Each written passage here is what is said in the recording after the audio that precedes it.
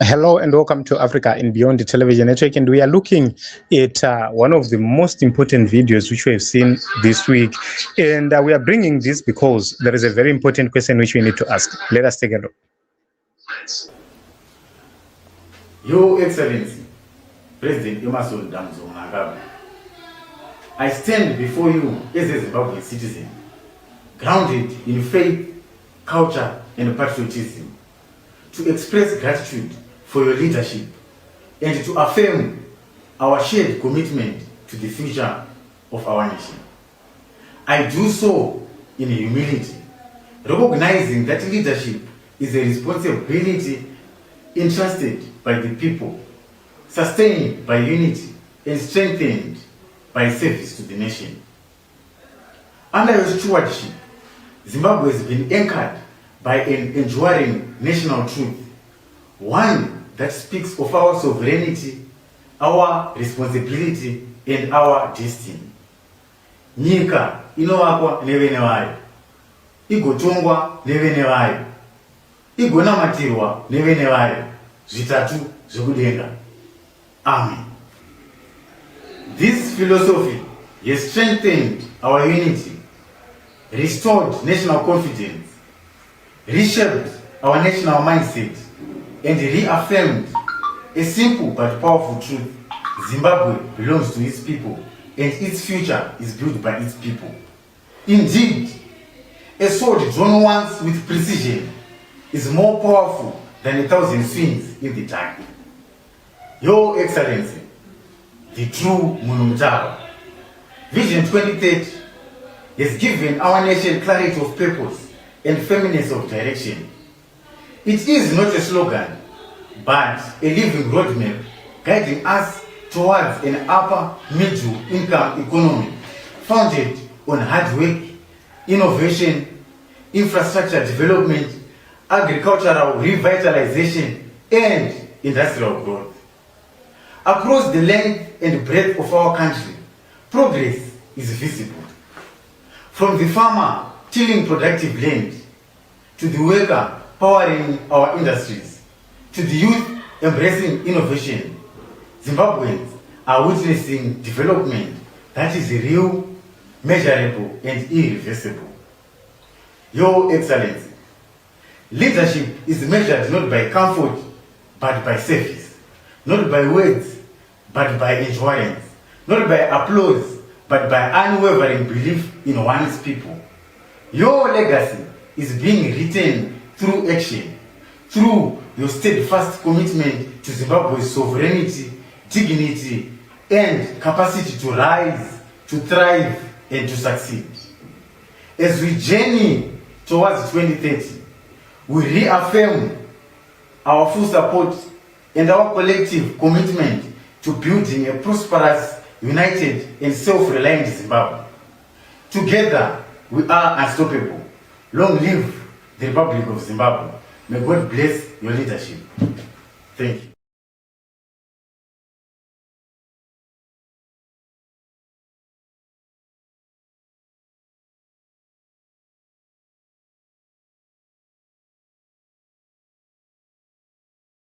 Anyone bootlicking to this extent, let us be honest with ourselves. When you're talking about a middle upper income economy, you must understand what you're talking about. The biggest problem we now have is there are people who are coming from Marabu who now come and comment on economic issues simply because they do not understand anything and they are commenting from their ignorance. So it's something very important to note that they do not even understand what is called high per capita income as a determination of or as a characteristic of middle upper income economy. When you are talking about middle upper income economy, you are talking about teachers, you are talking about doctors, you are talking about nurses, you are talking about people in the private sector, you are talking about the workforce of a country, you are talking about the households, you are talking about the people, citizens. Are they earning significantly more? No. So when you're looking at what is happening at this point in time, you will see that police officers in Zimbabwe, they are earning around $300. And then you'll be told this is an upper middle income economy, where a police officer cannot buy himself a car, where a teacher cannot buy himself a car. Go to South Africa. In South Africa, it's easy to buy a car. I'm telling you, if you have $5,000 equivalent in South Africa, you buy a very nice car. A car you won't even be able to buy right here in Zimbabwe. Someone who is buying a $10,000 car in South Africa will buy a fairer car. I was looking at some platforms in South Africa, and I saw a certain BMW which can massage you, which can do a lot of things. It does have a lot of features. A lot of features. It was going for around 300,000 rands. But if you convert it, if you are to buy it in Zimbabwe, the same model, the same car, you can't even dare buy it. It's priced around 40,000 in Zimbabwe. So when you're looking at that alone, you can see that the money which we use to buy a car in Zimbabwe, in South Africa, they can buy 2 or 3 cars using that money. Why? There is something happening in that economy which is not happening in our own economy. Everything, the government relies on punishing its citizens, on making sure that citizens continue to suffer, but they don't want to pay them. They don't want to raise the pay or the wages. So when most people cannot afford basic needs, they can't even afford luxuries. How many of you can afford to go to Victoria Falls? How many of you can afford to go to Great Zimbabwe?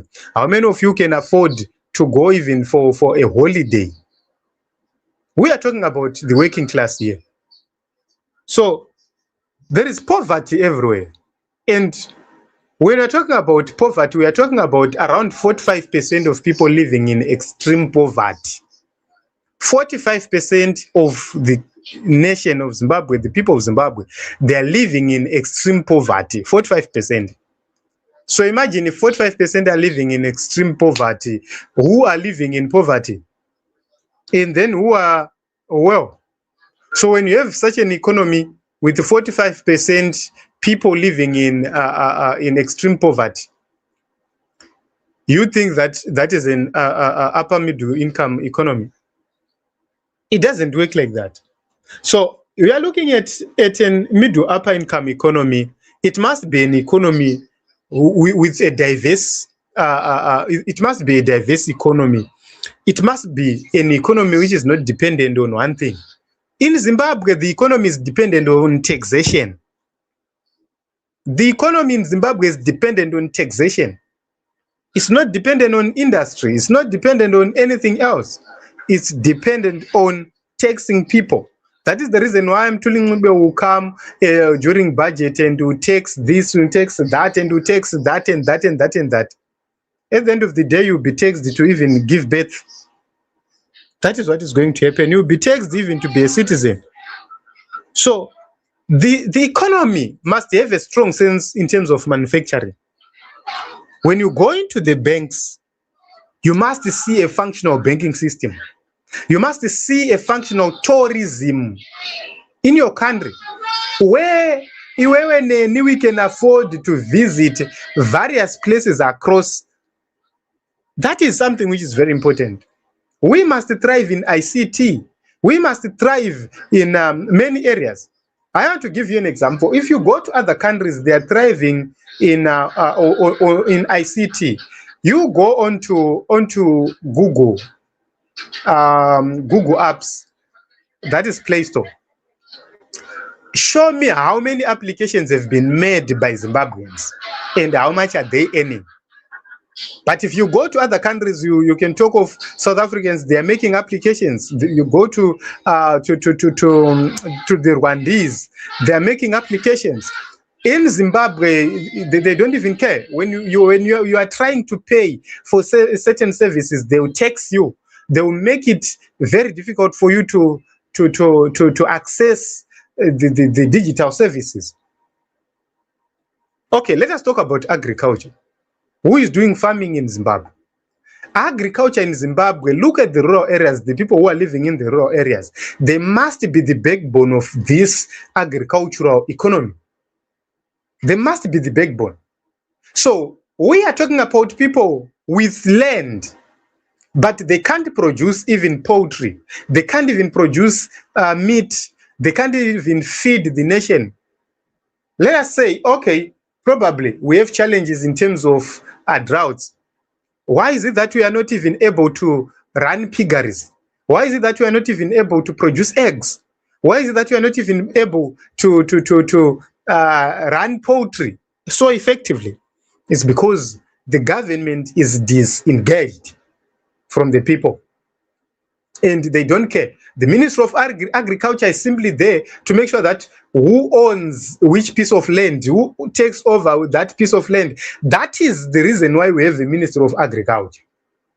The ministry is dead, useless, making unsound policies, not empowering the people. Imagine if you had a ministry which was going to say, we want to make sure that we capacitate each and every village to a point where they can run piggeries, they can run poultry, they can run dairy. Imagine villages running dairy farms. They can do it. It's possible, highly possible. But there is a need for a functional Ministry of Agriculture, which is going to make sure that they coordinate, put resources, and make sure that everybody is connected to that market chain. And where there is profit, people will strive to make it. It's not everybody who is going to be successful in that line. But that percentage you have taken out of poverty through those initiatives is enough. Others who join other ventures. You see, that is how you build an economy. So others will be good at producing, others will be good at logistics, others will be good at marketing, others will be good at providing veterinary services and whatsoever. So you then bring a diversified economy which is able to produce. Once you are able to produce, you are able to manufacture, the banking sector is working, people can go and obtain loans. You can now talk about a middle upper income economy, because the per capita income also increases. Not this nonsense we are seeing right here in the nation of Zimbabwe. So where are you talking about middle class? Who is in the middle class in Zimbabwe? And compare the people in the middle class in Zimbabwe and the people in the middle class in South Africa. What is the difference? Or in Botswana? What is the difference between people in the middle class in Botswana? In Zimbabwe, people who are said they are in the middle class, they even struggle to build a home. They even struggle to buy a car. They even struggle to send their children to better schools. They even struggle to pay fees. Those are the people who be told that they are the middle income earners. That is nonsense. So these Vapostori who are coming online with all these messages, they are very ignorant, very useless. And, they make it look like Vapostori are bad people. No, Vapostori are not bad people. We know we relate with a lot of Vapostori people who think straight, who will tell you that this is nonsense which is happening. Because they understand the functions of a government, they understand what is called the middle upper income economy. Look at the infrastructure we have in Zimbabwe. This year, there was a lot of rains. And when there is no connectivity, there is no economics. How many people were cut out or were cut off from the economy because of lack of bridges? Imagine you are spending 2 weeks not able to go to work simply because at Christmas there were so much rains and they prolonged to mid-January, and you had to miss the opening of company openings simply because there is no connectivity. The majority of our areas and our places were cut off during this period. And then you are told this is an upper middle income economy where there is no connectivity. We must talk about improved infrastructure. You go into Zimbabwe, you'll be told about Harare International Airport, now RGM, you'll be told about Trabablas, Zvatopera. That is the infrastructure they will talk about. Those are the things they talk about. Those are the things they are proud of. They will tell you about the parliament building, which was constructed by the Chinese. That is nonsense. When we are talking about an improved infrastructure economy, you will see that we are going to have better roads, airports, ports, electricity supply, everything. Buffalo Range in Mwenezi is not functional. You go to Mtare, they did that thing where they said Zimbabwe is now collecting Harare and Mtare. You go to Gweru, there are no flights right there connecting Harare and Gweru, Bulawayo and Gweru whatsoever. You go to each and every province. We were supposed to have a functional airport in each and every province, such that those with the capacity and money can travel easily. It was supposed to be very easy for someone to travel from Buffalo Range to Harare, which means somebody can simply board a plane, go to a meeting in Harare, come back to Chireds, go to Victoria Falls, come back to Mashing, go to Wange, come back to Harare. It was going to be very easy, but it's very difficult. Either you go by road, you take time because the road is dead. There is no road to talk about. Chances are high that if you leave a Bait Bridge for Chirundu, you might even get stuck along the way simply because there is no road to talk about. Simply because some bridges are low-lying.